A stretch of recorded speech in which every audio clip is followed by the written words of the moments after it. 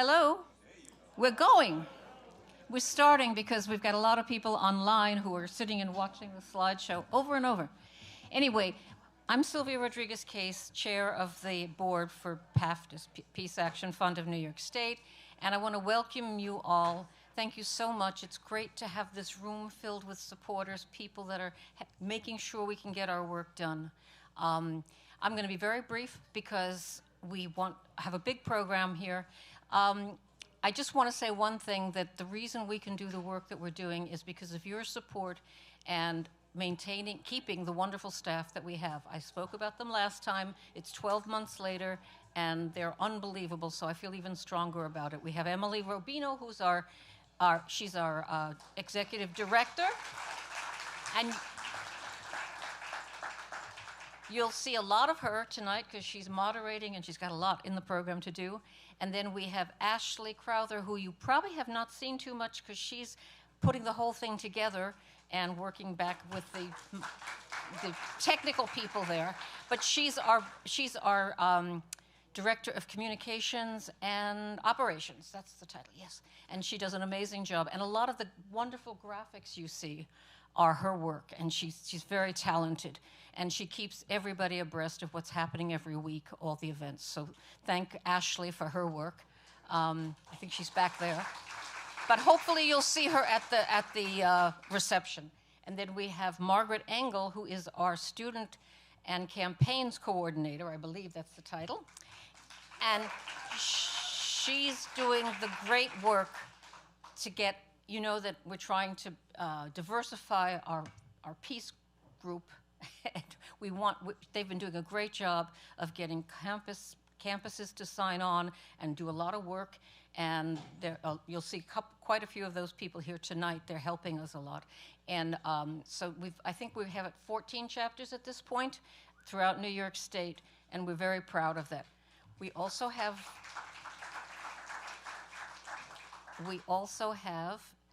some younger people on our board, which we're very excited about. So we're going to keep moving in that direction. All of these people are contributing towards that happening. But let me now introduce Jim Anderson, who's going to do the land acknowledgement for the evening. I did say he's the president of PANAS, right? Yes, he's the president. Thank you.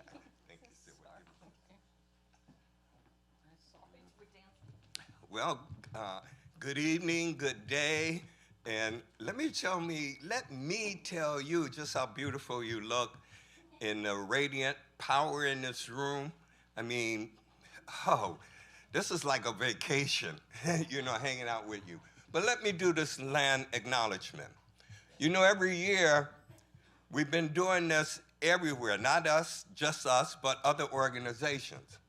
And every year we sit in an audience and we kind of, you know, that's the time to like catch up and do everything, because we kind of hear, but we don't hear. But I want us to hear, not because of what I say, but what you already know. With all the land acknowledgments that we've had about the land on which we stand. The people here were known as the Lenape. Some call it the Lenape. I kid myself in saying when the white settlers came, of course they had to change names. But the Lenape was a nomad tribe. You know, they weren't just in New York. They were called the Delaware. They came from Oklahoma, all along Delaware, even on up into Pennsylvania, New York, and Canada. It made me think about, you know, the land. They looked at the land as being shared by anybody, and they knew how to get along with the land. They were seasonal. They knew where to go, at what time to grow what. How many people in here know Three Sisters? Three Sisters, there you go, beans, squash, and corn. And you will find that often lifted up in Native American culture. And so now you know what Three Sisters represent and how they've been strong staples. Well, you know, they were peace-loving people. And when the settlers came, the settlers didn't understand their way of life. So they had to introduce them to a new way, which involved a lot of scheming, a lot of false peace, to eventually where they took the land, scattered the people. And as I thought about it, as we look back in history and as we recognize this land we on, it says history repeats itself. What are you talking about, Jim? This is a land acknowledgement.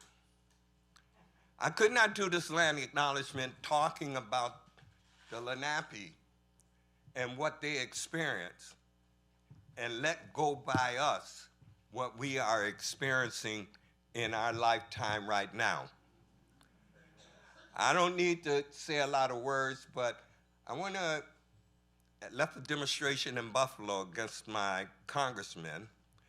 And the message that I'm bringing, I'm sure if they had had T-shirts back then, I could see the tribe standing and just asking that we let the Lenape live. Not only that, not only would they have been doing what we're doing to let them live, they would have said to the settlers, no more guns. To the kings that were sending people and arming them, they would have said, no more guns, which is what we should say.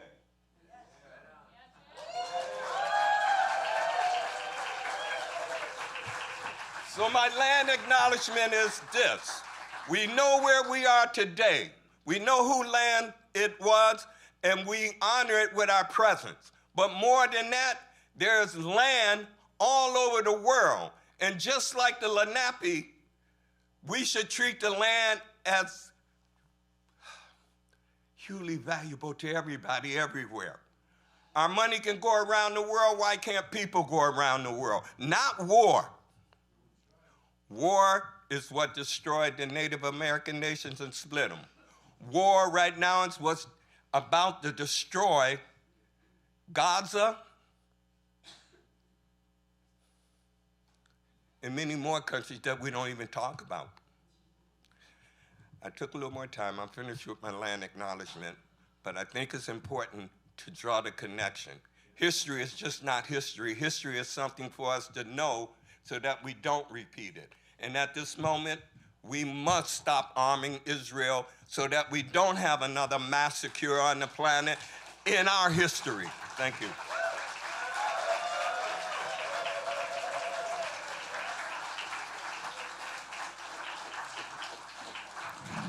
Man, I don't even know if I need to say anything after that. Thank you, Jim. Welcome again, everyone. My name is Emily Rubino. I'm Executive Director at Peace Action Fund of New York State, and I am honored to be your MC this evening. Thank you to everyone joining us in person and online for the 2025 William Sloane Coffin Junior Peacemaker Awards. We have an incredible program for you tonight with some really amazing speakers, and I'm excited for us to get started. Just a quick reminder, if you're here in person, please be mindful that there's also friends joining online and refrain from any side convos, and make sure that your phones are either on silent or vibrate. This is a great time to do that if you haven't already. We'll have plenty of time to catch up after the program. If you're interested in following along with the program, it's on page 3 of your beautiful journals. And if you're joining us online, there should be a link to the online journal in the YouTube video description. Tonight's theme is Teach Truth. With this theme, we want to uplift and honor the incredible work, energy, and resilience of educators that are committed to teaching real and inclusive histories and teaching their students what it means to speak truth to power as we live through heightened and continued assaults on education. Most, if not all of us, would not be here today if it were not for the incredible educators in our lives that shaped our thinking, our worldview, and encouraged curiosity in the pursuit of truth and justice. Students deserve to learn the real and fraught history of racism, colonialism, and exploitation in the United States so that when we are repeating atrocious histories, like right now. Black students, LGBTQIA students, indigenous students, immigrant students, and students of every race, ethnicity, gender, and sexual orientation deserve to learn their histories and to see themselves represented in history, not just as victims, but as part of powerful and resilient social movements for change and progress. Authoritarian and fascist governments love to go after educators and systems of higher education because they know what a big threat real knowledge and critical thinking skills can be to their power. As we descend further into fascism, with students like Mahmoud Khalil and Rumeysa Ozturk being abducted by ICE for speaking out for a free Palestine and an end to genocide, Trump attempting to disband the Department of Education, undocumented students skipping school for fear of ICE raids, and continued assaults and threats on teachers under, quote, anti-critical race theory laws, it can be hard to feel hopeful. But as Jesse Hagopian so clearly lays out in his book, also titled Teach Truth, attacks on critical race theory and anti-racist education are not new. And educators have a rich and defiant history of fighting back against truth crime laws all across the country. Student movements have a rich and resilient history of pushing the needle for an end to injustices, including segregation, apartheid South Africa, and the Vietnam War. I'm so glad that tonight we can be together in community to uplift and honor Jesse Hagopian and Jamaal Bowman with our William Sloane Coffin Jr. Peacemaker Award, Peace Action Moyne with our Don Shaffer Student Peacemaker Award, and Nabiha Subzwari with our second annual Holly Maguigan Peace with Justice Award. Each of these honorees have in their own ways been working to continue to teach the truth, empower students, challenge institutional power, and enact real and much needed change. This event is one of my favorite times of the year because it gives us the opportunity to celebrate and show gratitude to some of the wonderful people who impact our work, support our work, and pave the way for the future. I'm really honored to help lead an organization that puts such a strong emphasis on learning with and from the next generation of peace activists through our student organizing program. With that in mind, I'd love to invite our Student and Campaigns Coordinator, Margaret Engel, up to the stage to talk a little bit more about our program.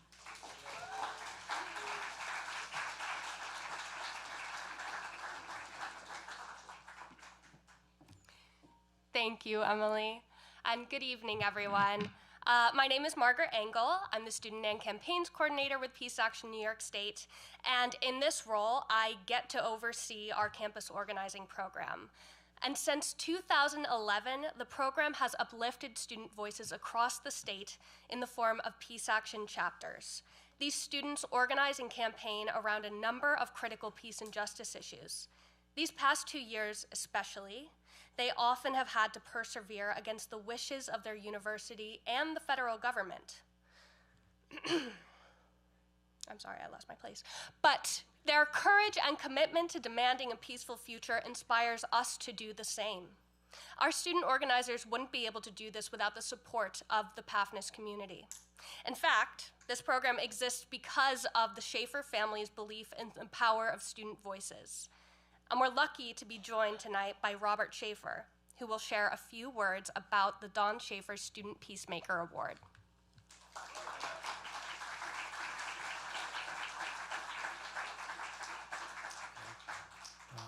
Thank you. My name is Robert Shaffer. My brothers and I were very honored when Peace Action New York decided a number of years ago to name an award for student chapters in honor of our father, Don Shaffer, who died in 2013. As you can read in your program, my father helped start this program, and it has a few other things about his contributions to Peace Action New York State in the program.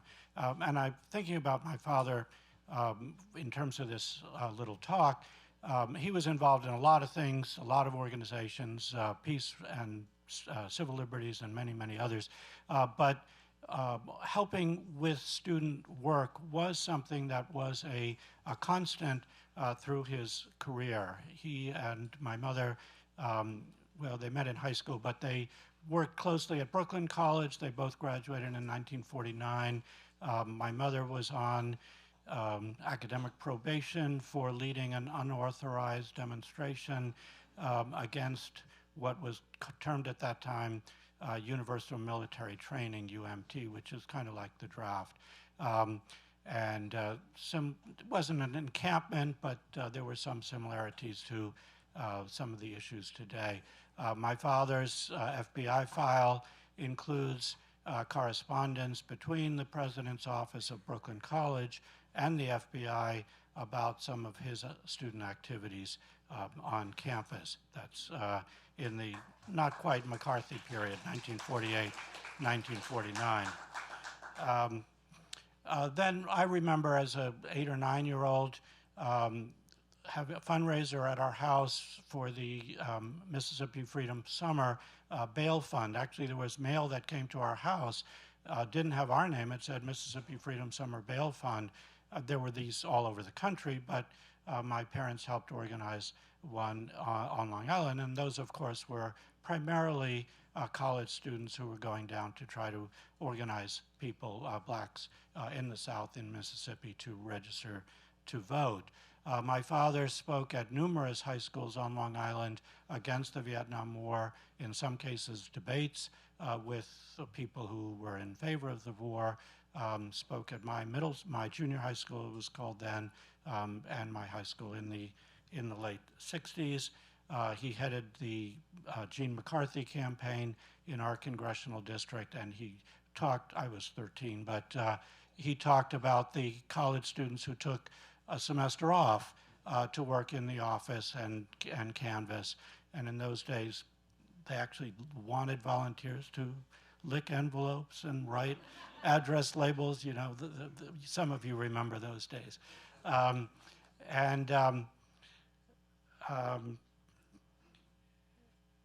then as a board member of National Sane, he in the late 70s, early 80s, he was enthusiastic about the merger with the Nuclear Freeze campaign, in part because it was of the movement in general, but in large part because Sane was getting to be on the older side, and the Nuclear Freeze had students and young people, and that for him would have been the future of the movement. So those are a couple of things about my father, and that connect in with the Student Organizing Award. Again, my brothers and I certainly join in honoring Peace Action Lemoyne for their work this year. Thank you.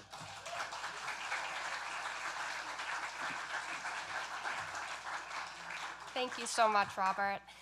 As I mentioned, all of our student chapters faced incredible challenges carrying out the work that they do, and there's a national effort to disempower the peace movement on university campuses. But there was one chapter who particularly stood firm in the face of opposition and stayed true to their mission to educate students about issues, ranging from unjust ICE detentions, the ongoing genocide in Gaza, and even their own school's complicity in the military-industrial complex. Peace Action Lemoyne, or POM, embodied everything the campus organizing program stands for. POM confronted their fellow students and faculty members up close, demanding attention to systems of violence working overtime at home and abroad. The chapter's fearless leader, Sid Kellogg, brought so much tenacity, creativity, and bravery to the role. Those qualities had a massive impact on the Lemoyne community and the rest of the student cohort, who continue to learn from them on how to organize more effectively at their own schools. One of my favorite actions they organized last year was when the school invited a Lockheed Martin representative to come and speak about the marketing strategies of Taylor Swift. And so, in response, the chapter created these striking flyers using Taylor's lyrics to educate students on Lockheed's contributions to the ongoing genocide. And eventually, the event was canceled. Yeah. And I could talk endlessly about how great this chapter is, but instead, I'm going to invite Sid to come up and address the crowd themselves. So thank you so much, POM, for your amazing work and commitment to peace.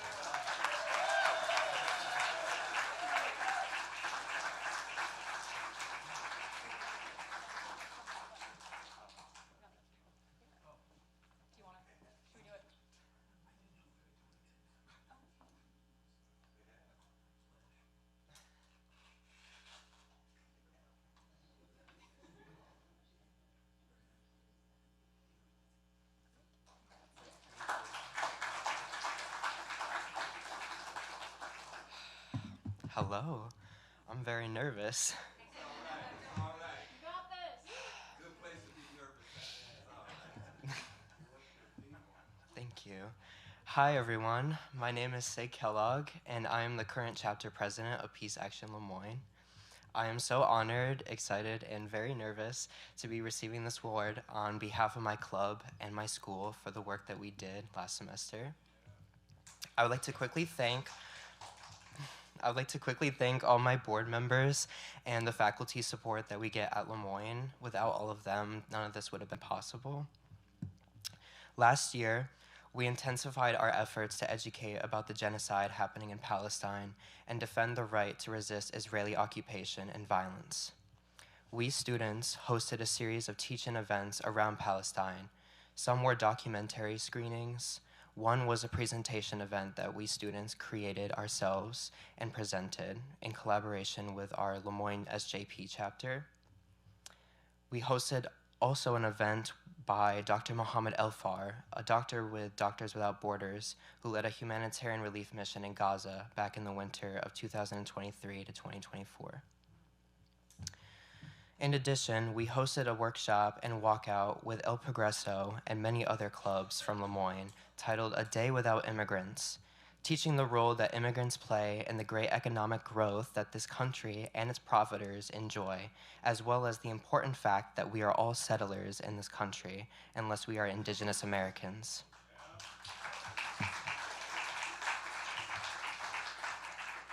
At this event, we handed out red cards, or Know Your Rights cards, and pocket constitutions to educate people about their rights in a time when our rights are increasingly being violated by our own government. We ended our semester with a walkout for Palestine, and we organized a meeting with our college administration about demands that we had to end complicity in Israeli apartheid, including divesting from unethical companies and companies that financially support Israel.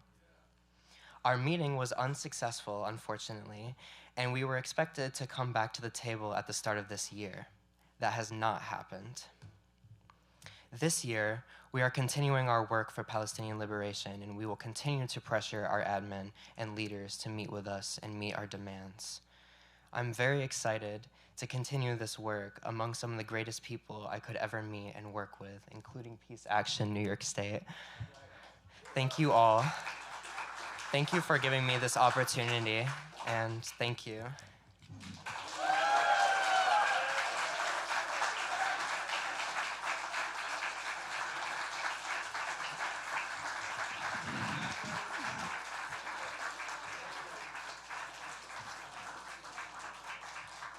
Thanks so much, Robert, for saying those wonderful words about your father. And congratulations again to PALM, Peace Action Lemoyne. Woo! Our next award is our second annual Holly Maguigan Peace with Justice Award. Margaret, I'd like to turn it back to you to talk a little bit about this award. Thank you, Emily. For the second year, we are happy to announce the awardee of the Holly Maguigan Peace with Justice Award in honor of the incredible life and career of Holly Maguigan, an activist and criminal defense lawyer who fought tirelessly for women's rights. The awardee was carefully selected by our new Leadership Council, a cohort of alumni from the campus organizing program who continue to support and participate in the peace movement, some of whom are here with us tonight. So now I invite Abdeen Jabara to come to the stage and speak about Holly Maguigan, this esteemed award, and this year's wonderful recipient, Nabiha Subzwari.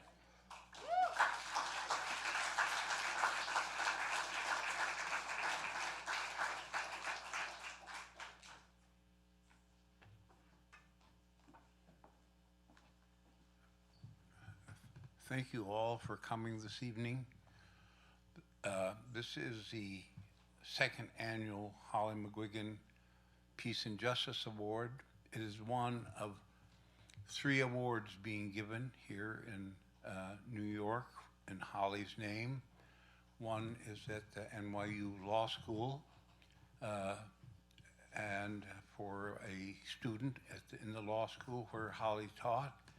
A second one is with the National Lawyers Guild chapter here for the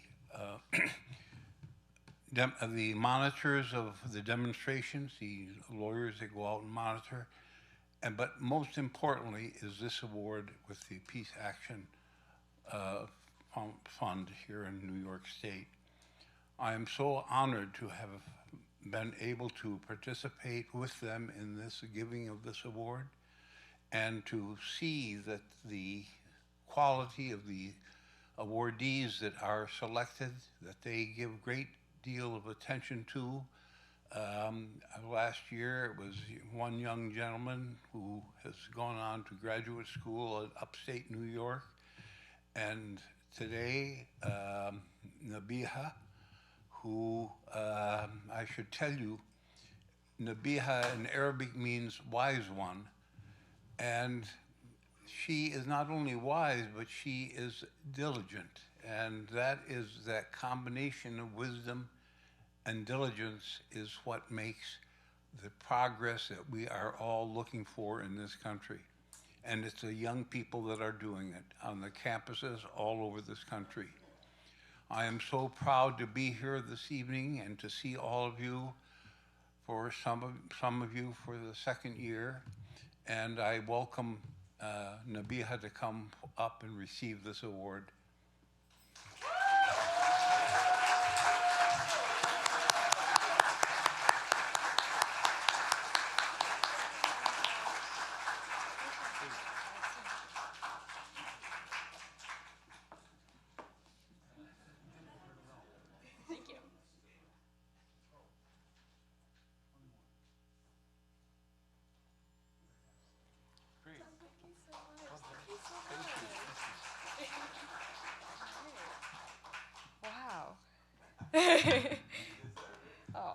Good evening, everyone. Thank you to Pathnis for organizing this beautiful gala, for that beautiful introduction, to my colleagues who gave me the chance to be up here, and to all of you for attending tonight. I joined Peace Action mainly because I wanted to learn about current events. As a biology major, there was not a lot of time to do that. I was really swamped in my hard sciences assignments, and it was also during the pandemic when I joined Peace Action. So I was confined to my home, really detached from real life. So I felt Peace Action could be that tether to reality, a space where I could ground myself and also create similar spaces for others to do the same. But what I found was even greater. It was a club board filled with incredible students, some of which are still here today, across different CUNY campuses with a shared desire to make current events more accessible to students.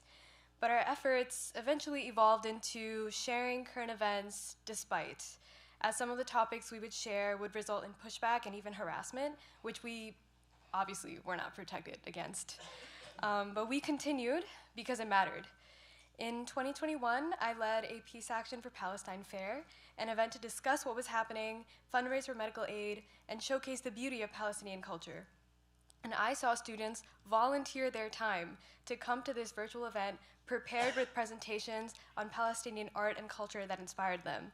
And thanks to Peace Action, this is also where I met the brilliant Palestinian activist and teacher Khalil Abu Yahya, who spoke inspiring words to us live from Gaza. And that event remains dear to me because it showed me the power of sharing knowledge and teaching truth as acts of courage, solidarity, and love for one another. I remember Khalil telling us that we inspire him, how students knew our names in Palestine as organizers, and how he wanted to come to New York one day to continue his studies. And in late October 2023, we found out from reports on the ground that he was killed in an Israeli airstrike with his wife and 2 daughters. And all I can do is stand here and tell you about him when he should have been here along with countless others unjustly killed to tell you himself. And because of Peace Action support, thank you to Margaret and Emily immensely. I was able to, especially after 2023, step forward with my co-organizers to share the truth at protests, at organizations and organizers, and to share the truth and to share Khalil's name, even if it meant pushback. And I still do that now as a graduate student at Columbia Mailman, where I'm getting my master's in public health, interested in how structural determinants shape health outcomes. But I don't see this act of teaching truth or going to protests or talking about Palestine or other atrocities that are happening around the world right now as something that should be rewarded or praised. To me, this is something that is the natural product of having knowledge, and it is the smallest thing that we can do, which is to not be silent and to teach the truth.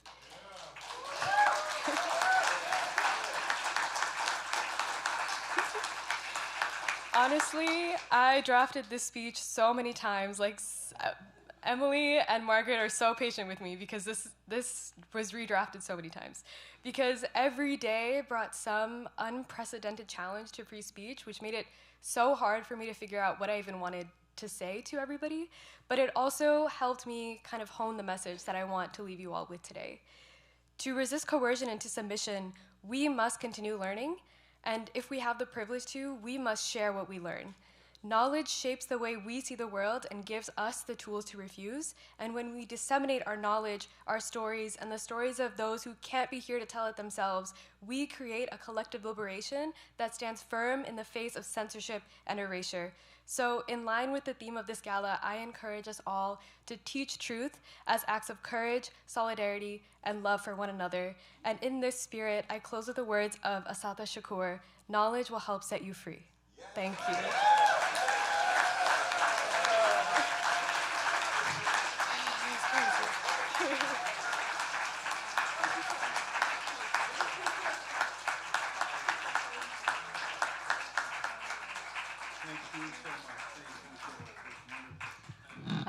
Nabiha's speech was amazing, and when she sent us the draft, I cried a little bit reading it, so it was incredible. Thank you so much again to Abdeen for that wonderful introduction and for having this beautiful award in your late wife's honor. Next, I'd like to invite up Professor Vincent Intondi to the stage.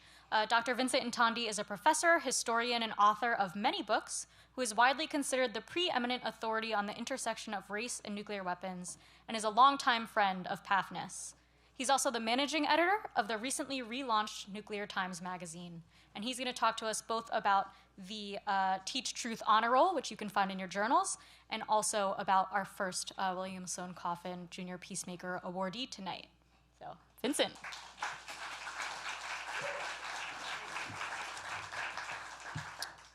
Thank you. This year, Peace Action Fund of New York State is honoring the Teach Truth educators. These individuals continuously defend the right to learn and think critically, including teaching the truth about structural racism and sexism. All those who are being honored are listed in your program as previously mentioned.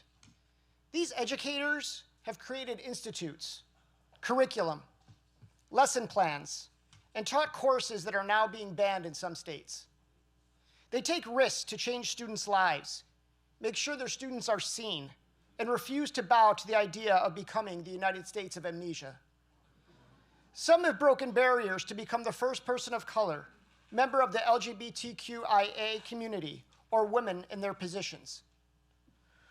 What they collectively show is that it doesn't matter if you're teaching history or finance, physics, or writing. You can always incorporate a message of peace and resistance into your work. They do not do this for money or fame, power, or access, but because they genuinely care about their students, the country, and indeed the world. So tonight, we honor you for your dedication to teaching, guidance, mentorship, and dedication to your students, and using your gifts to create a more just, equal, and peaceful world. We thank you. We appreciate you. Would all those being honored please stand for a round of applause?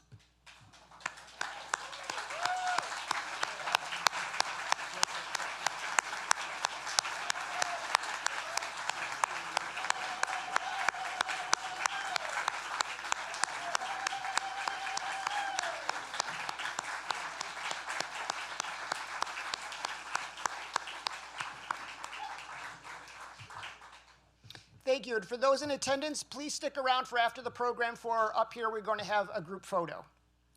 And now I'd like to turn my attention to the 2025 William Sloane Coffin Jr. Peacemaker Award. Since 2007, the William Sloane Coffin Peacemaker Award has been presented annually to an individual who stays on the stony, long, and oftentimes lonely road that leads to peace. The award is presented to an activist who has made an impact in achieving a more peaceful world, And this year's recipient is Jessie Hagopian.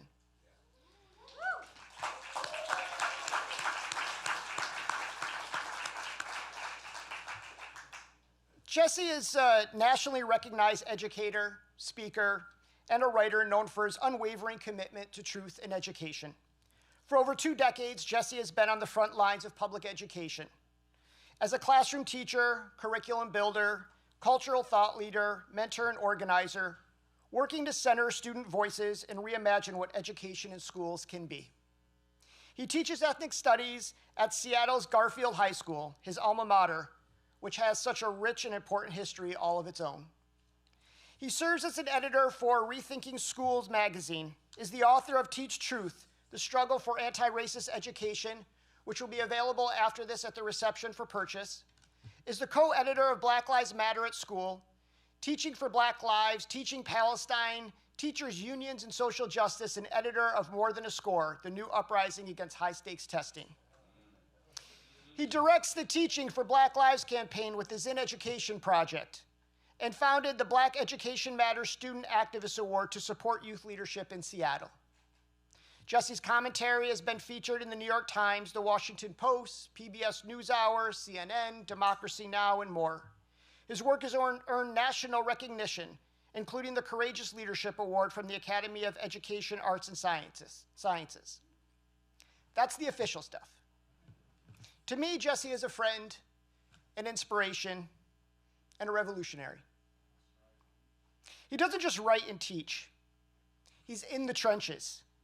He's in the streets, fighting against institutional racism and to give voice to the voiceless. He is that type of teacher that Howard Zinn inspired and implored us all to be. With all that said, we must acknowledge the times that we are in. Someone like Jesse is in danger. He speaks truth. He teaches his students and the public about the triple evils Dr. King warned us about: racism, capitalism, and militarism. He refuses to back down, and it is on all of us, not just to honor Jesse and celebrate his work, but protect him from the fascist actions we are seeing from this current administration. Last week, we lost another teacher, writer, poet, and revolutionary in Assata Shakur. We must make sure that her voice and her words are not lost to history. That's why Jesse is so important. He is the vessel of his ancestors. It is my great honor to award this year's William Sloane Coffin Jr. Peacemaker Award to a teacher, writer, activist, and my friend, Jessie Hagopian.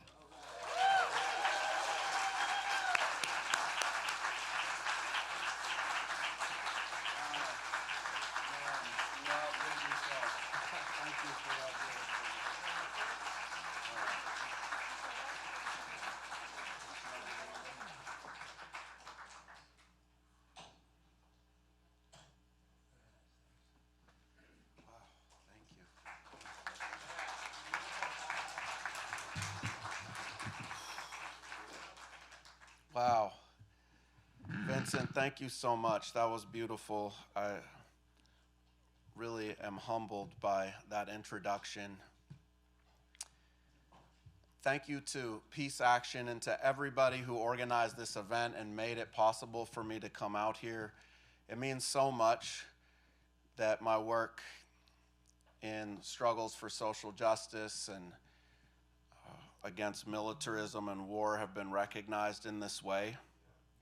And I'm deeply honored to receive this Peacemaker Award, and I accept it not in my name alone, but really, as Vincent said, on behalf of my ancestors. And I especially want to call into the room tonight my great-great-grandmother, Laura Lenoir, and her husband, Thomas Lenoir, who were enslaved in Marion County, Mississippi, and Morgantown, Mississippi. My dad, a couple years ago, discovered which plantation they were enslaved on, and we were able to travel there over the last few years and stand on that ground. And just a couple of weeks ago, my dad discovered an obituary for Laura Lenoir. It was written in a small black newspaper in Mississippi, and it called Laura the greatest Negro woman in America.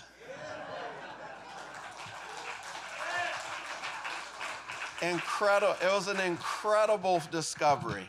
And it called her that because she had 15 children. Only 14 of them survived. But of all 14 surviving children, she sent them all through college. They attended Alcorn State University, the first land-grant HBCU in the country, and all of her children graduated from college after she had been enslaved.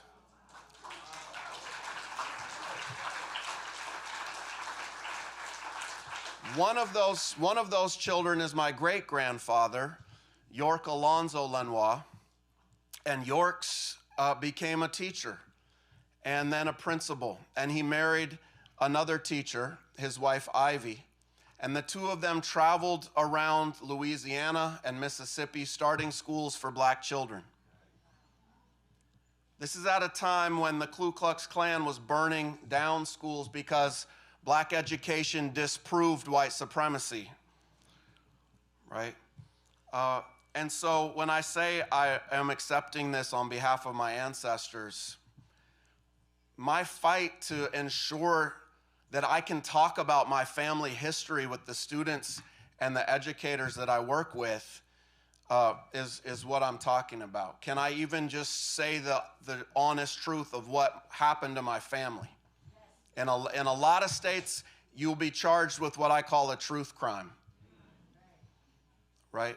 And hundreds of teachers around this country have been fired for telling stories like I just told you about my family. But I also want to accept this award on behalf of the other side of my family, the Hagopian side of my family. My grandfather, John Hagopian, was drafted into World War II, and he did codes for the Navy. And he was on one of the first ships that reached Japan after they dropped the nuclear bombs. And he said when that ship reached harbor, the crew on the Navy crew of U.S. Navy rioted on the ship and burnt down the U.S. flag because they were so ashamed of what our country had done.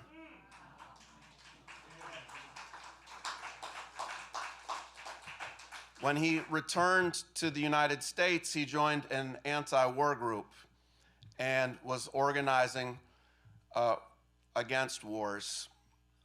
And he was quickly investigated by HUAC and the Red Scare. And when his best friend turned him in as one of the organizers, that was the last time they ever spoke, right? And we are now rapidly entering those times again. I told that story about my grandfather and what had happened on that Navy ship at Garfield High School where I taught for over a decade, my alma mater. I was invited by the students to speak on Veterans Day. And Veterans Day was always the day when they bring in soldiers to recruit for their wars, right? And so I said, okay, yeah, I agreed to join. I thought I was joining a panel of soldiers and I was going to give another perspective. And it turns out that year the student body government disinvited the military and only had me. I got in a lot of trouble that year. There were a lot of unhappy people who didn't want to hear the truth of what soldiers actually went through, right? And how they often turn against the wars because, as Eugene Debs pointed out, we are used as cannon fodder, right? The rich never send their kids off to die.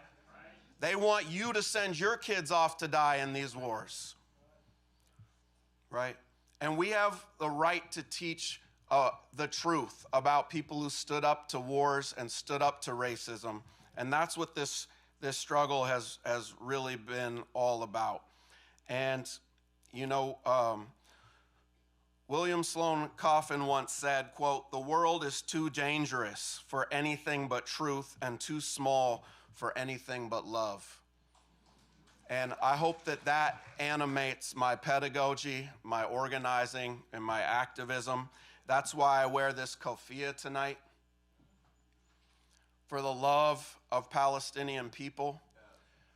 I just want to wrap up by saying that in 2011, I was able to go on a historic delegation to Palestine with my dad. He helped to organize a delegation of the first African-American delegation of the Interfaith Peace Builders, which is now called Eyewitness Palestine.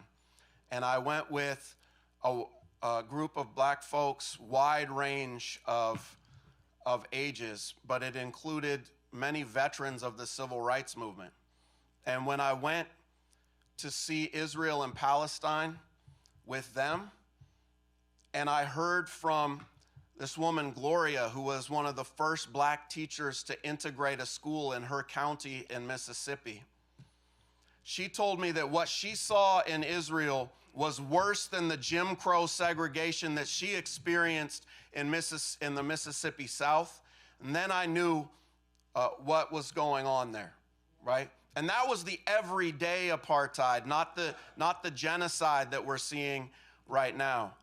And so, yeah, when I accept this award, it's on behalf of my ancestors who have fought against this kind of genocide, and for a whole different society, one where the world's resources are used to meet human need and not used to bomb children and bomb schools and bomb hospitals and bomb mosques, but instead to provide children with a liberating education. Thank you all so much.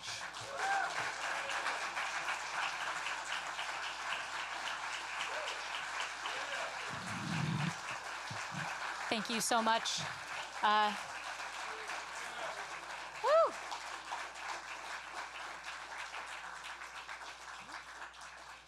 Thank you so much, Jesse. Thank you for joining us in the conversation area. Next, I'd like to invite Peace Action Fund of New York State Board member, Dr. Alexandria Connally, to the stage.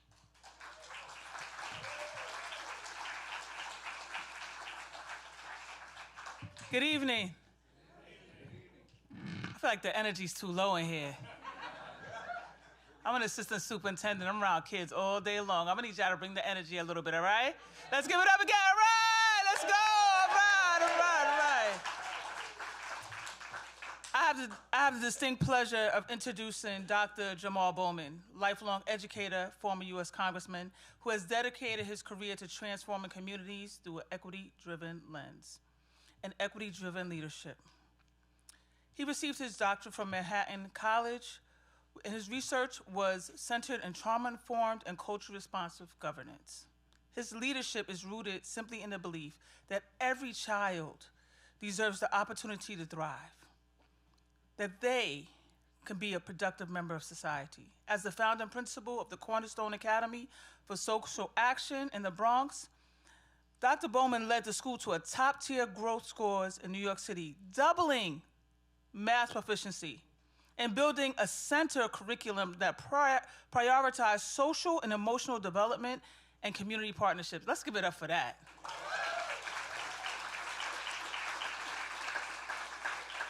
I'm just saying, let's give it up for students that know that the math be mathing. Because in 2025, we're not looking that great. I am so honored to be part of Jamaal's team as he ran for Congress, inspired in 2018 with his anti-poverty, anti-racism platform for housing and criminal justice reform and education, bringing Medicaid for all and the Green New Deal. In Congress, he championed groundbreaking legislation, including the Green New Deal for public schools, teaching more and testing less. Yeah, that's good. He brought tens of millions of funding for health centers, affordable housing, youth programs, schools. He led a safety reform for youth prevention violence and expanded mental health access. He secured a community project fund for NY16, bringing more than $10 million in counter gun violence with programs targeting at-risk youth. Let me say this. Yeah, give it up. Let me say this. I'm fresh back from the Congressional Black Caucus. I don't know if you ever been to the Congressional Black Caucus, but you come back thinking you could rule the world, right? You just around excellence. I came home and turned on the TV and just saw murders, and it just dampened my spirit. Like, after a whole week of being uplifted, we need somebody who's gonna make gun violence prevention a thing again, right? That's how we make America great again. He was also the vice chair of the House Committee on Education and Workforce. He was also, I believe, the technology and science chair. They didn't put that in there, but I knew that. Jamaal continued to speak out against the excessive military budget throughout his term in Congress. As an outspoken critic of the war against Israel and Gaza, AIPAC spent $15 million to unseat him. $15 million. All right, I'm in the right place. In 2025, Jamaal launched a new super PAC to build and win aims to increase voter turnout among disengaged communities. In February, he co-launched a monthly show called Bowman and Bush. Bowman and Bush. This show was already converted, talked about topics of white supremacy in contemporary America. I just want to say this. On January 6th, Congressman Jamaal Bowman was in the Capitol. And I know because I was texting him. Because I didn't know if he was going to walk out the Capitol that day. And so this man, this soldier, was not only present, but he was helping others around him to be safe. So not only does he build schools, run schools, increase educational outcomes from our students, not only does he care about all, Medicaid for all, equitable schools for all, not does he care about saving lives around gun violence, not only is he an advocate for equitable education, but he's also the guy that will help you up when you fall. So let's give it up for my friend, Dr. Congressman Bowman.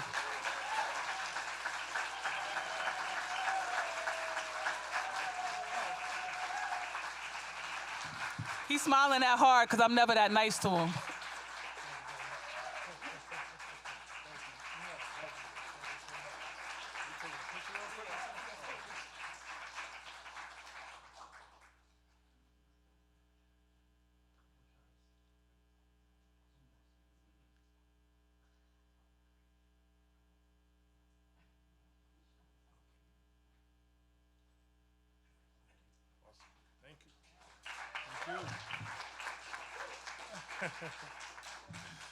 Good evening. Thank you so much, Dr. Connally, for that introduction. Thank you to the Peace Action Fund for thinking of me and acknowledging me and allowing me to be a part of this incredible evening. You never know who's watching, you know, as you do the work out there. And it's just, you know, when I got the call and, you know, I got the email saying, hey, you know, we would like to honor you. I was incredibly overjoyed and humbled and didn't really know what to say. You know, Jesse and I go way back. Jesse and I have been doing this, you know, we never gave it a name, but I guess it's justice work, justice work in education for well over a decade. And to see that I was being honored with him was like serendipity, poetic justice, and just a beautiful thing. And that's not hyperbole. I mean, when I had the privilege of starting my school in 2009, a district public school, not a charter school, you know, it was, you know, obviously this is the first year of first black president in the United States, but it was also the beginning of Occupy Wall Street and the resistance against the 1%. And, you know, if you ever went to Occupy Wall Street, you saw an encampment at Occupy Wall Street, at Wall Street. Towards the end of my term in Congress, we had encampments at college campuses protesting the genocide that was happening in Gaza. And I feel honored to have, used my voice and my platform and my position in Congress to support the college encampments, and as a middle school principal, to visit the encampments that were happening down in Wall Street. In between the Wall Street encampments and the encampments at the universities were several iterations of Black Lives Matter. The first being the lynching of Trayvon Martin, which caused, obviously, an uproar and resistance across the country. A few years later, it was followed by the initial lynching of Eric Gardner, which we actually caught on tape. But then there were many other lynchings that happened as well. Philando Castile on tape. Sandra Bland, not on tape, but what the hell happened there?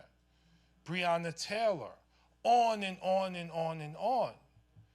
And while I served as a principal in Casa Middle School, and we held Black Lives Matter and education conferences in the Bronx, Brother Jesse was all the way across the country starting Black Lives Matter in school. And so it was always great to connect with my brother via social media mostly to support his work that he was doing across the country, and he supported my work I was doing here. So this is a serendipitous, very powerful moment for both of us to be honored in this moment tonight.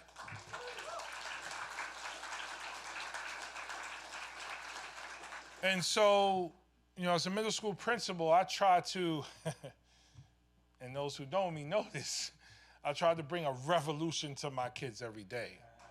And I had the, crazy idea. I'm like, okay, they're with us 6.5 hours a day. Just imagine what we can teach them and prepare them for if we're really intentional and really focused on a revolutionary approach, not just to public education, but to uplifting the most marginalized and disenfranchised and historically neglected people in our society.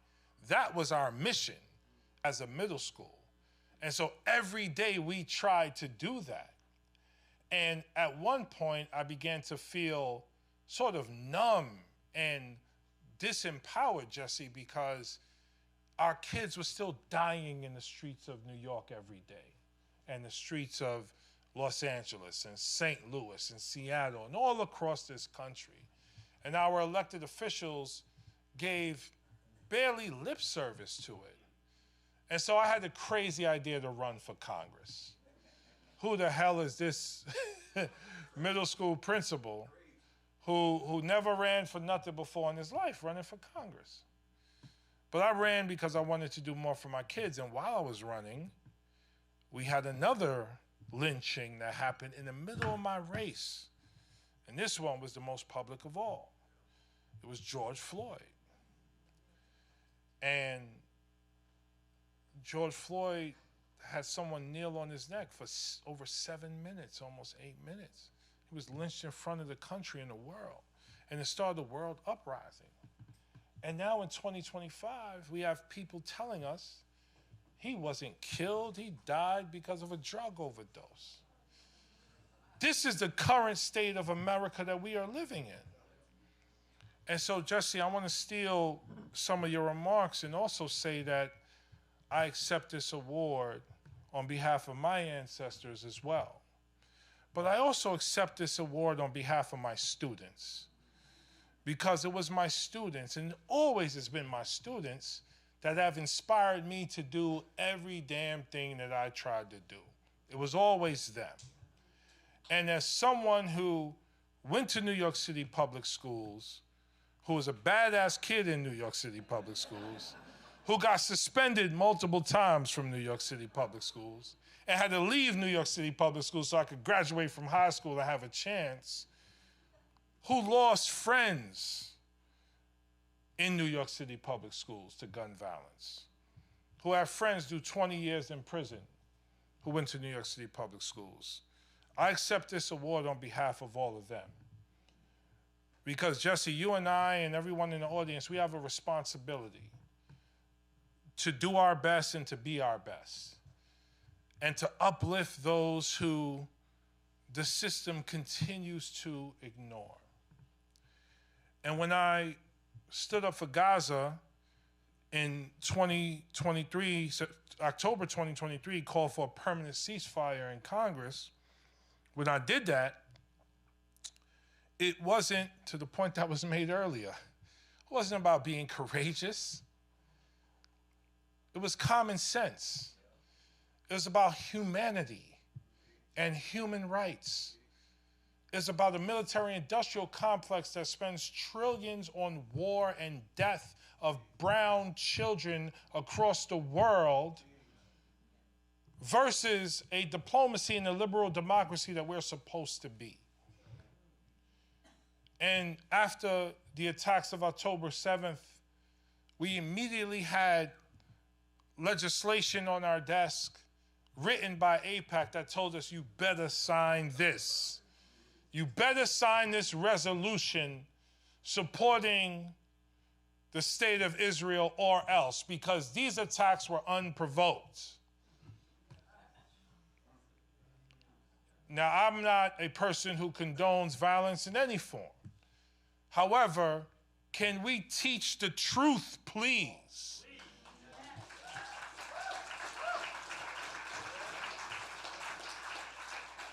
And so we led a ceasefire resolution, which led to a ceasefire movement.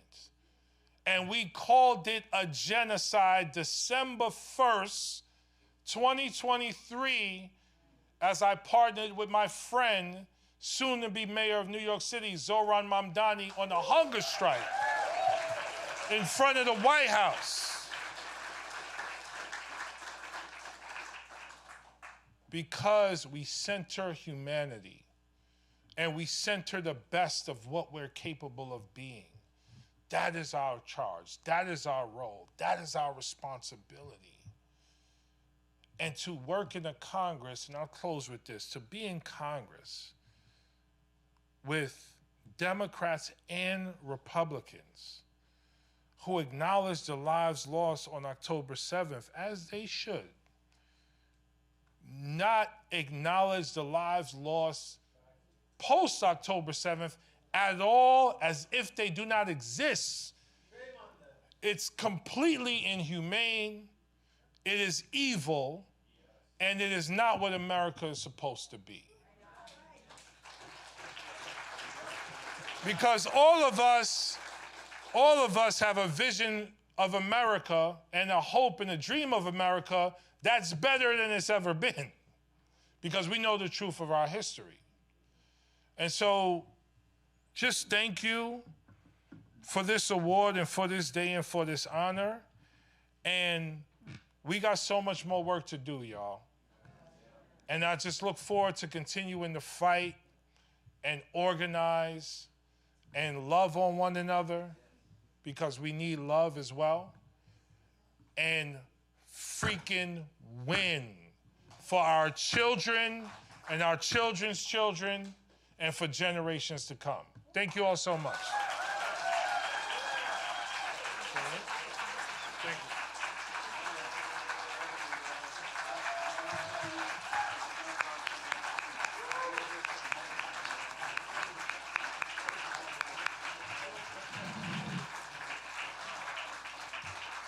Thank you so much.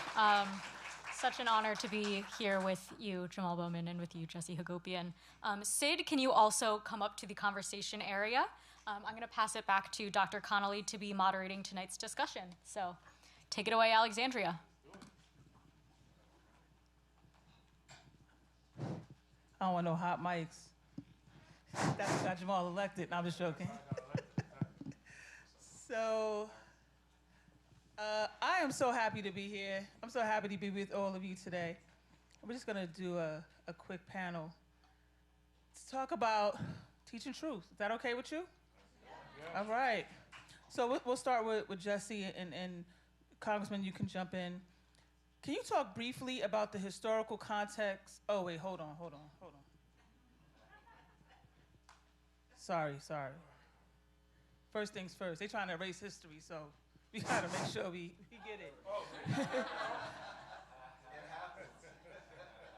They trying to erase history, so we gotta capture everything in 2025. Yeah, we was here. It happened. Jesse, can you talk briefly about the historical context, like anti-literacy laws following enslaved uprising, that shed a light on current efforts to suppress educational truth?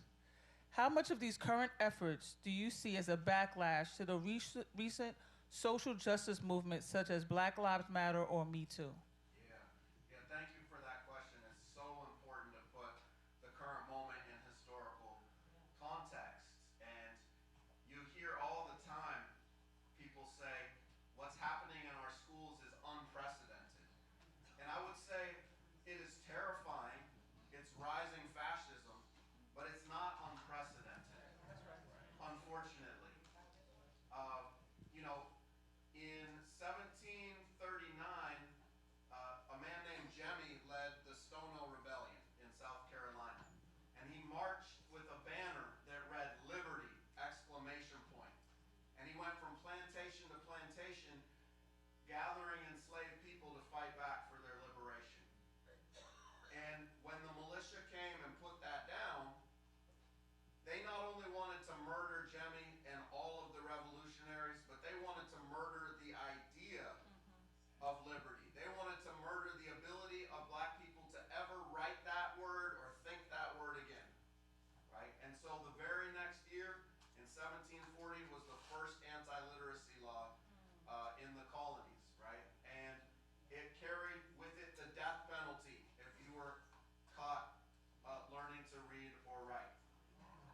And not long after that, a man named David Walker, who was a black abolitionist and escaped enslaved person, wrote David Walker's Appeal, an incredible abolitionist manifesto that was then outlawed by this country, that if you were caught with that pamphlet, you would face dire consequences, right? Black people invented the public schools in this country. There were no in the North there were common schools, but how public can we call those schools when they were segregated, when they often kept black people out, right? In the South there weren't even common schools, there weren't even schools for poor white children, right? So it was after the Civil War that black people built, during the Reconstruction era, built the public schools. And the Ku Klux Klan and other white supremacists burnt down over 600 black schools in this era, right? And yet, black people never submitted. During enslavement, there was a phenomenon of pit schools and hush harbors and a thing called stealing the meetin', where people, clandestinely taught each other to read and write, what Jarvis Gibbons calls fugitive pedagogy. And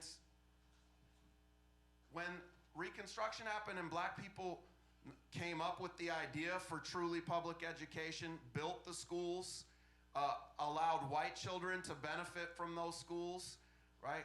And they were being burnt down. Black communities built those schools sometimes 2-3 times in this just endless quest for education. That's why when you hear today people say, well, the black community just doesn't value education, you're like, Brian has done some of the most important work that I've learned from here about just the relentless quest of black people for there's probably no people in the history of the world that have fought harder for education. During the Civil Rights Movement, again, we built freedom schools, citizenship schools, the Black Panther Party liberation schools, and the Klan burnt these schools down in Mississippi Freedom Summer of '64. And again, people continued to teach, found new basements to teach in, right? And today, we're in that same uninterrupted struggle, right? When you know what our ancestors went through to teach the truth, then it makes it a lot easier. Yes, we are facing challenges. You may lose your job in some instances, but we have the ability to organize and fight. If our ancestors fought against the Klan against the U.S. Army, then we'll be able to organize and fight and win this struggle. That's right.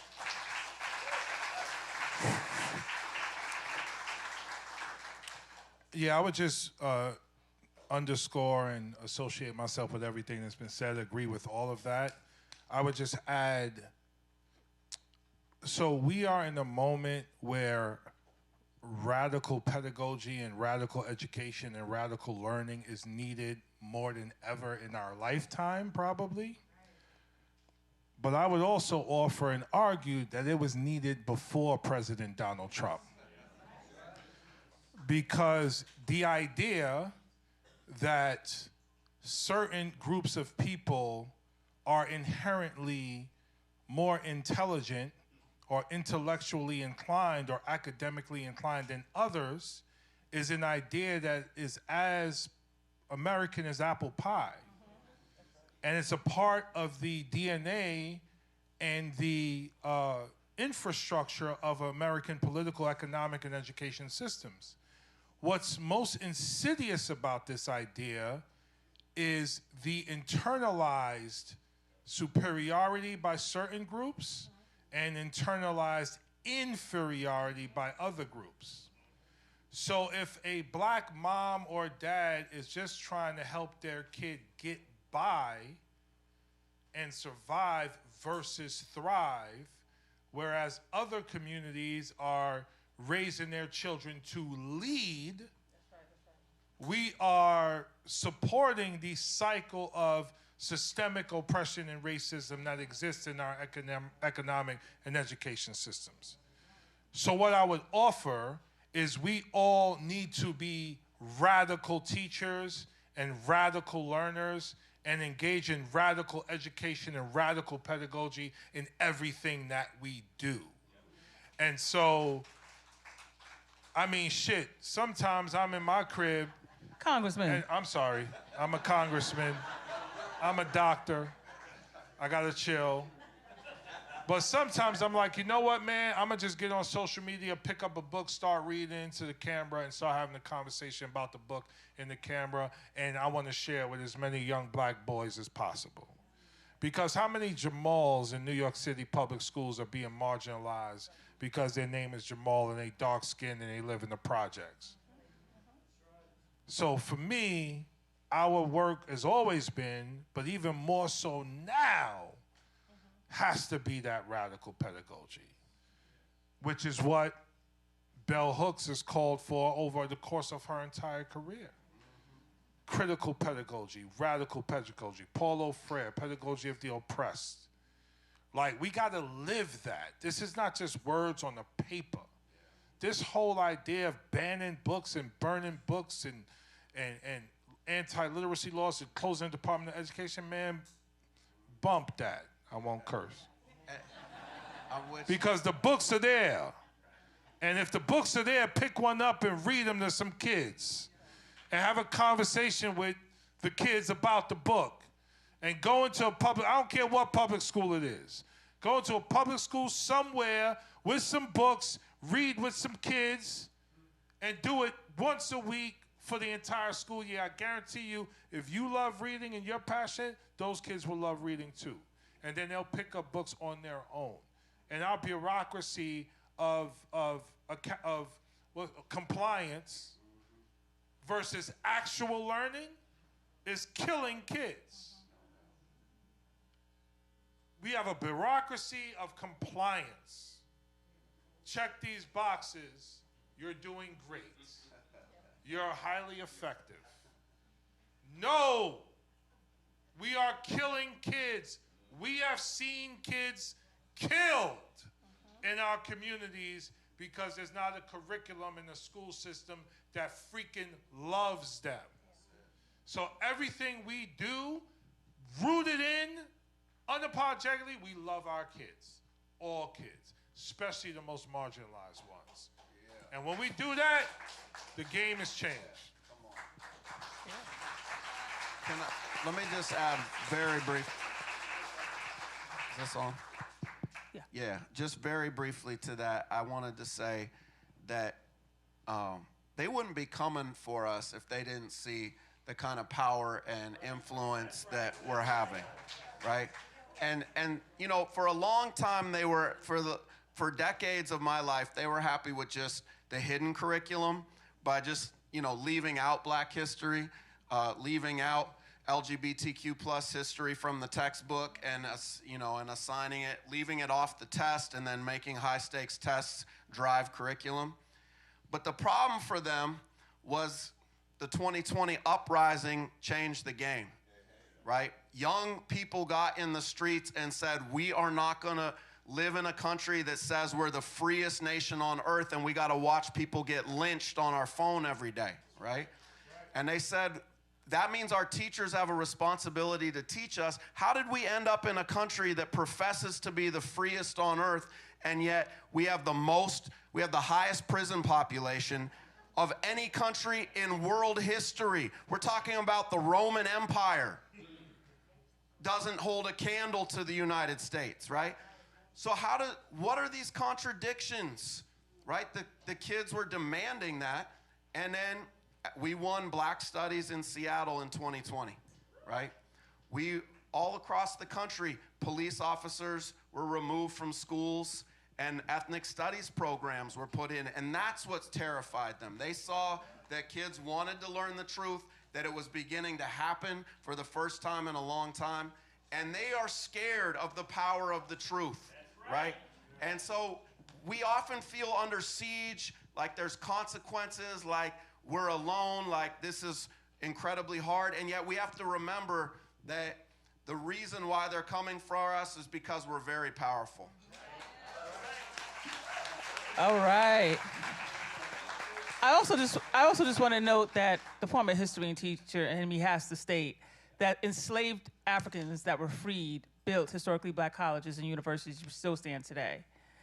One generation out of slavery, we started Alpha Kappa Alpha sorority, which was built to make sure that Black women were educated. We are now 355,000 strong, and we have had seats in the White House. So I'm just going to throw that out there. I'm going to go to my friend Sid here. How are these current attacks on education affecting you and other students on your campus? Are there ways that students can learn truth when universities refuse it to teach it? So to first start, I want to clarify that this position is not the one of my schools. I need to clarify that because that was a statement that they put out in their newspaper. So I think that's one of the ways that the school doesn't want to be associated with any political statements or anything having to do with politics because it's choosing a side. More specifically, our ability to organize events and hold protests has been disrupted because they have made it harder. We have to go through more channels and have like an actual process to have a protest or a type of demonstration on campus. There's certain places where we can and can't have it, and there's a level of noise that's appropriate. Like we have to keep the level of noise to a minimum. We have to approve language that is on signs, banners, the types of things that we say, like the chant, Palestine will be, free Palestine from the river to the sea is considered genocidal to Israel, so we can't say that.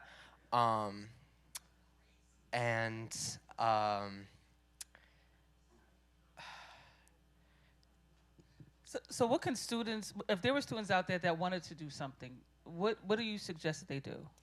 Join a club, either form one of your own or join one that already exists, because there are like 100 club organizations at our school, many more others that are doing different things. El Progreso, one of the clubs at our school, is a Spanish club. Literally, El Progreso means the progress. They are doing a lot of education around Hispanic and Latin issues, especially immigration and ICE right now. SJP, Students for Justice in Palestine, a lot of cultural education around Palestine and doing actions and events for Palestine. So either join a club, form a club, maybe have something that you organize with a couple of students, faculty members. The faculty at our school is very helpful, and they've been like among the process that we take to like organize events. They give us advice, things like that. That's great. That is great. Thank you so much. Yeah, let's get up for Sid. So Congressman, I need your 2-minute answer on this.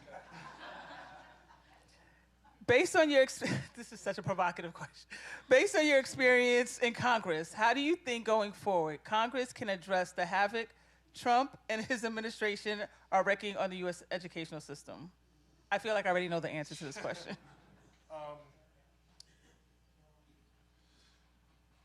So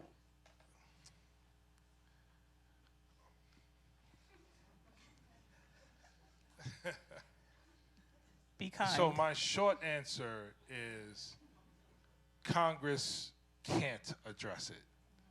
The people have to address it. If the people don't hold members of Congress accountable, they will continue to be cowards in the face of fascism. We don't have enough wartime general leaders in Congress to push back against Donald Trump. And I could give you a clear example that is many, but one in particular stands out. First of all, we all knew what Trump was going to do. They told us. Yet, unfortunately, members of Congress, and particularly congressional leadership, wasn't ready for it, which is crazy because they told us.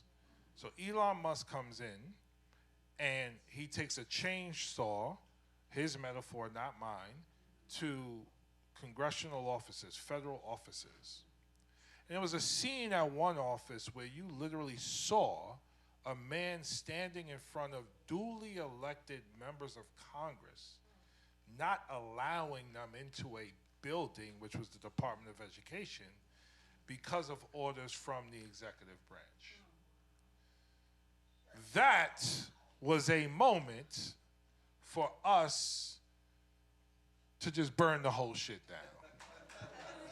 Metaphorically speaking, of course, because I am a nonviolent person. But that, when I saw that on video, I was like, damn, where are our leaders? Willing and ready to sacrifice and put it on the line for the American people and America's children. They're not there. There's a few of them there. There's a few. But the ones with the titles aren't leading. And the only way they will lead is through pressure and leverage and the people forcing them to lead. And so what's so important about this moment in this New York City mayor's race is you have a 33-year-old pro-Palestinian, brown, Muslim, democratic socialist who's about to be the next mayor of New York City. Who increased the electorate. He had 25% zero prime voters, which means first-time voters in the primary. That's the leadership we need to save our democracy. And right now it doesn't exist in Congress, so the people have to force them to make it happen. And if they can't make it happen, get them out of office. This is really a 1-minute answer from everyone. I'm going to go to Sid first, because Sid listens. To everyone, how can educators, librarians, students, parents collaborate most effectively to defend the right to teach band history in the face of evolving legislation and legislative restrictions?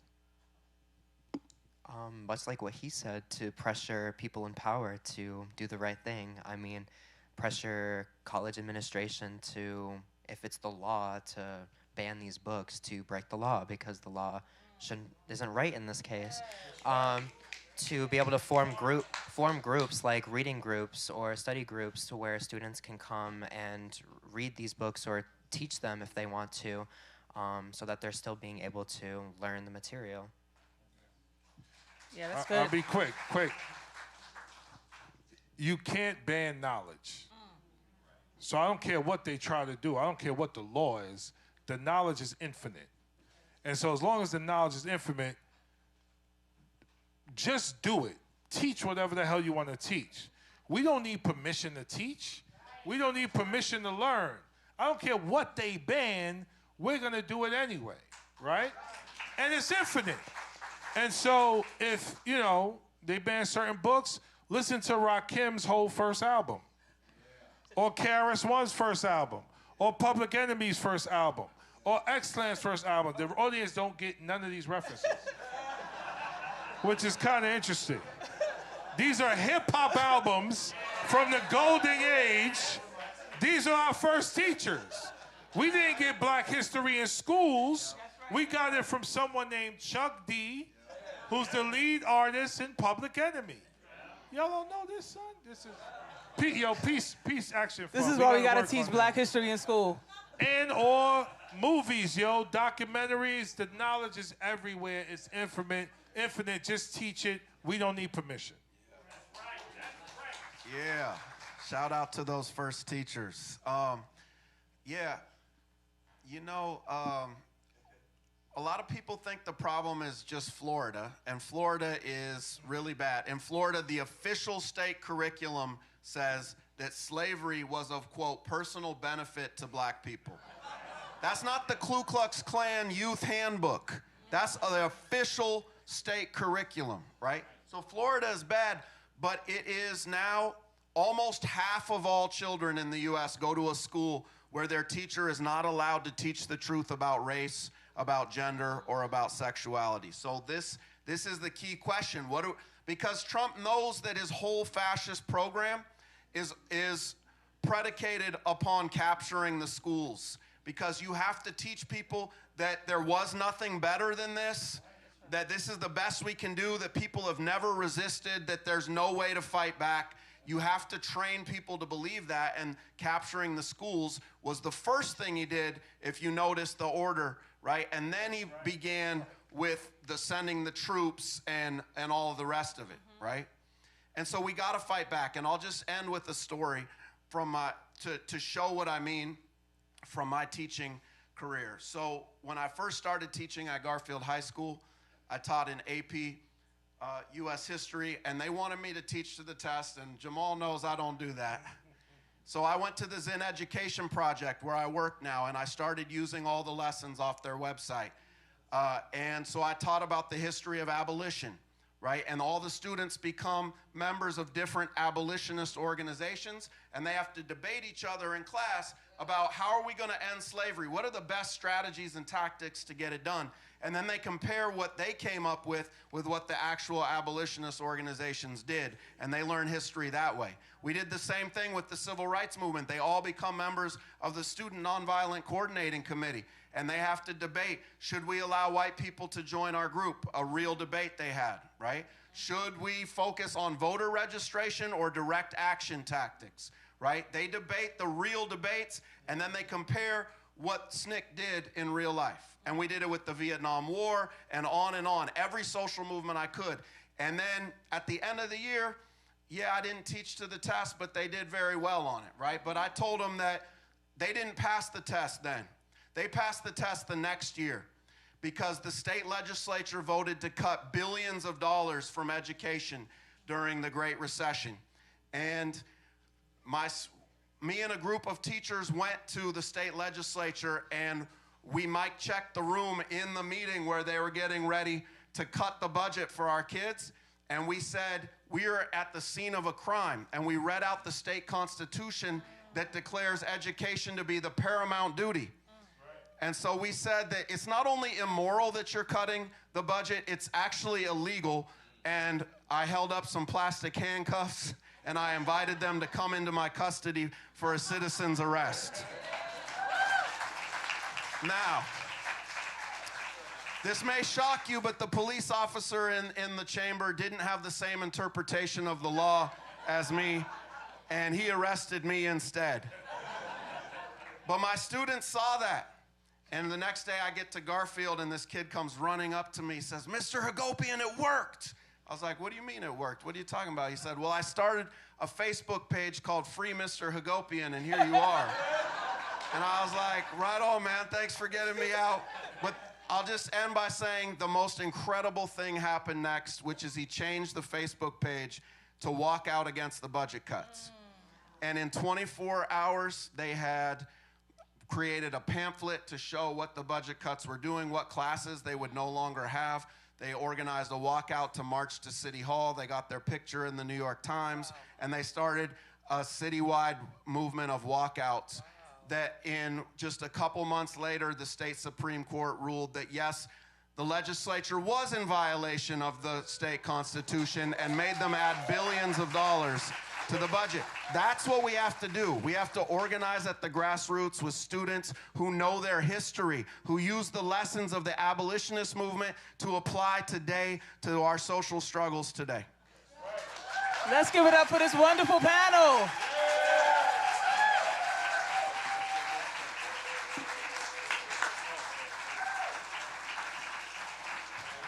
Wow. I am loving the selfies. Wow, I wish we had more time to keep this conversation going, but we do want to get you upstairs to enjoy some food or drink, so we're almost at the end. We're not there yet. Next, I'd like to invite up Peace Action Fund of New York State board member Joanne Robinson and new Leadership Council member Rene Yaroshevsky. And another round of applause for our incredible awardees and panel tonight. You can go.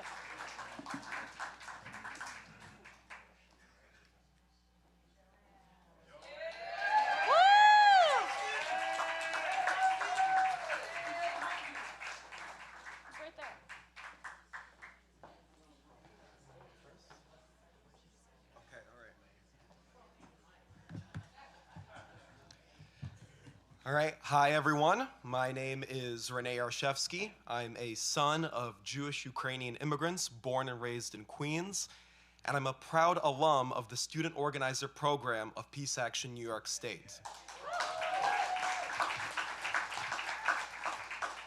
Like so many New Yorkers from working class and low-income families, I came up through the CUNY system.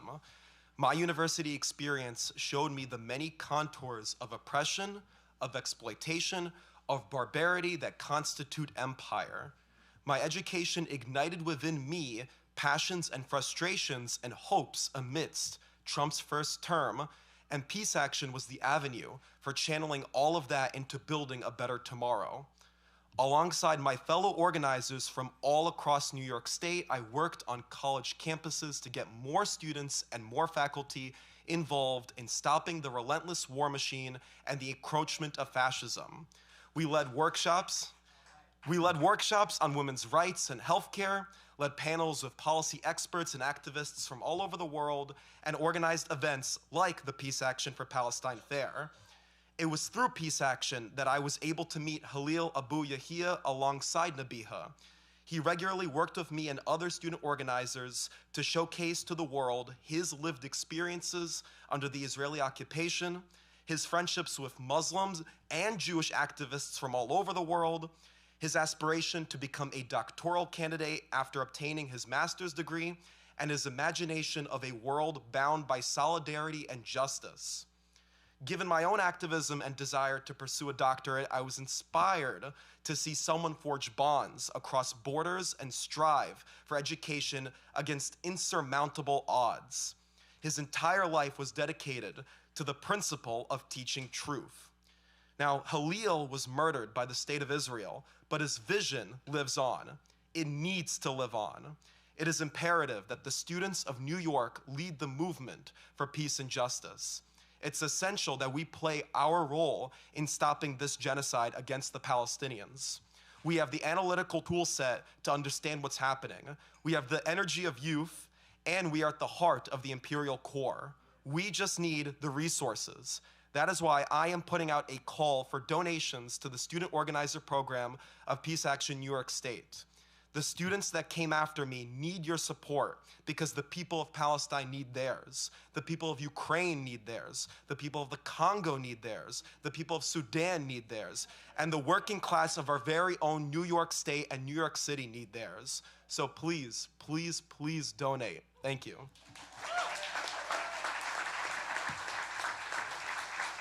Is he not a perfect example of what Peace Action, Don Shaffer, created? These brilliant young people who speak the truth, who are not afraid, and like you, who have supported us in all these years, and you come out year after year believing in peace and believing in our students, that they carry and torch the schools that don't teach them truth. Torch the schools because they come out learning and speaking to you, to listen to our educators, our esteemed educators. As you heard them tonight, you heard their stories.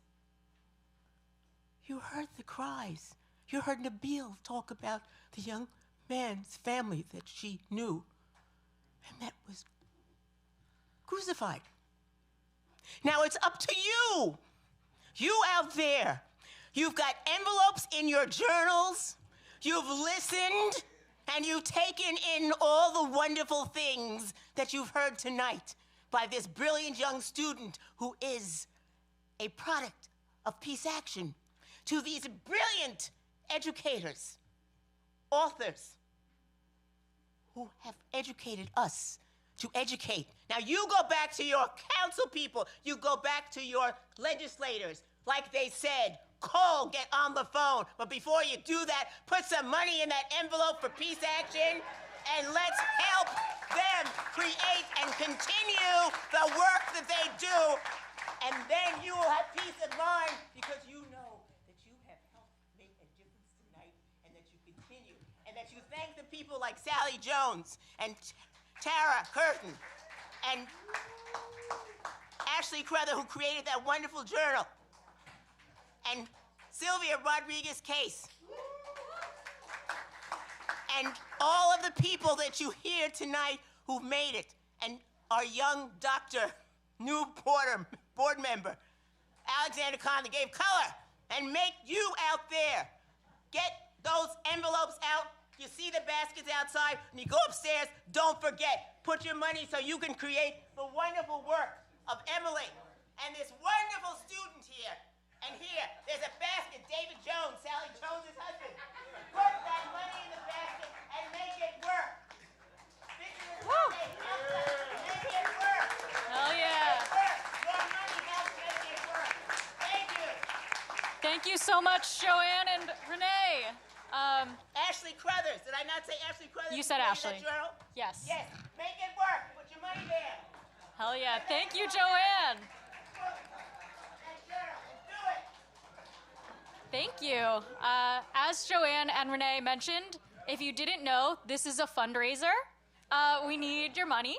So as been said, if you have your pledge cards or envelopes in your journals, feel free to fill those out. There's baskets going around here in person. If you're online, there's a link to donate in the event description. Feel free to see any of our staff or volunteers upstairs as well if you'd like to make a donation in a different format, or buy some wonderful merch or Jesse's book. And as we get ready to move upstairs for cocktail hour, can we please get our Teach Truth Honor Roll awardees up on the stage for a group photo? And if you're an existing awardee that's not already on the stage, Jesse, Jamaal, Sid, Nabiha, Alexandria, get up on stage. We're going to take some group pics. If you're not taking a group photo, feel free to start making your way upstairs for some food, some delicious Lebanese food, and some wine, and non-alcoholic drinks as well. Thank you so much to everyone, to my PAFNA staff, Ashley and Margaret, to our incredible board and fundraising committee, to all of our wonderful volunteers, to our presenters and awardees, to Scandinavia House for hosting us, to Tucker and Kyle at Cloud Shift Productions for doing the videography on the live stream tonight. Thanks so much. Have a great night, everyone.